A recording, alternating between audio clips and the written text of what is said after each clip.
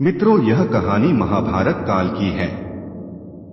हम जानते हैं कि महाभारत काल में राजा पांडु के 5 पुत्र थे, युधिष्ठिर, भीम, अर्जुन, नकुल और सहदेव। इन पांचों भाइयों को पांडव कहते थे। पांडवों में भीम सबसे अधिक शक्तिशाली थे। उन्हें अपनी इस शक्ति का घमंड हो गया था।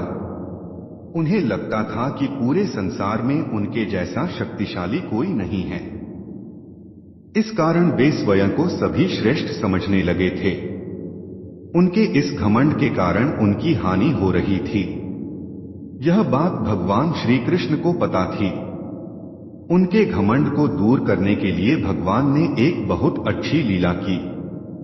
एक दिन जब भीम जंगल से गुजर रहे थे, तब भीम का पैर किसी वस्तु से टकरा गया और भीम ने वह वस्तु क्या है यह जानने का प्रयास किया तो उन्हें एक वानर की पूंछ दिखाई दी।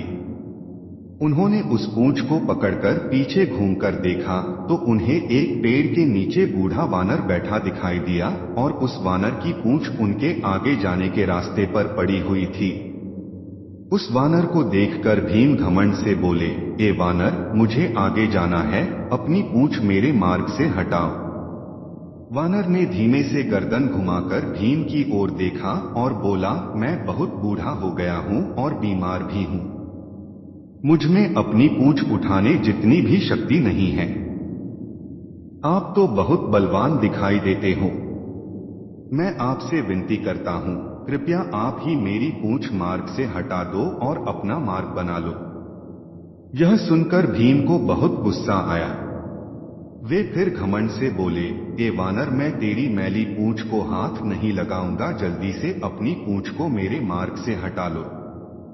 वानर बोला, भैया, मैं तो बहुत कमजोर हूं, अपनी पूंछ नहीं हटा पाऊंगा, कृपया तुम अपनी गदा से ही मेरी पूंछ हटा दो। यह सुनकर भीम बोले, यदि मेरी गदा से तुम्हारी पूंछ टूट गई तो? वानर हंसकर बोला, और यदि मेरी पूंछ हटाते समय तुम्हारी गदा ही टूट जाए तो?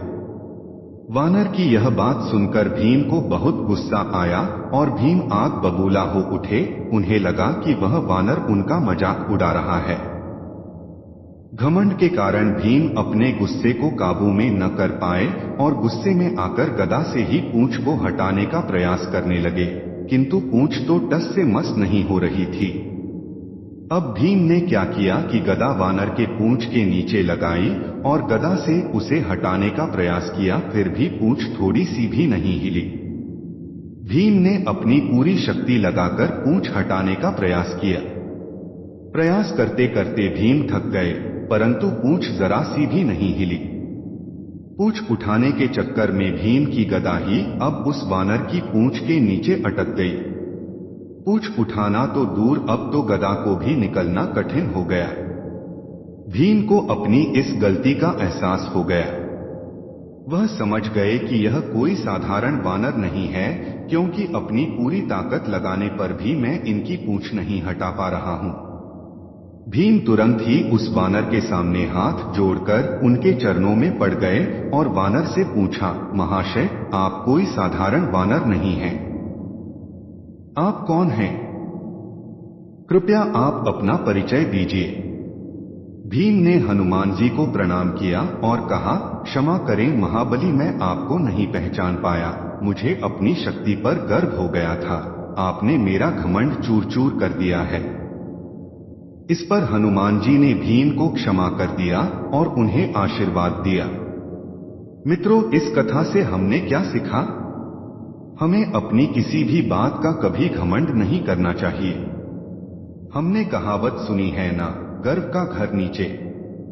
अपने आप पर घमंड करने वाले भगवान को अच्छे नहीं लगते। भीम को भी गर्व हो गया था। भगवान ने हनुमान जी को माध्यम बनाकर उनका गर्वहरण करना पड़ा। अभी के लिए इतना ही, फिर मिलेंगे एक नए कहानी के साथ। तब तक के लिए नमस्कार।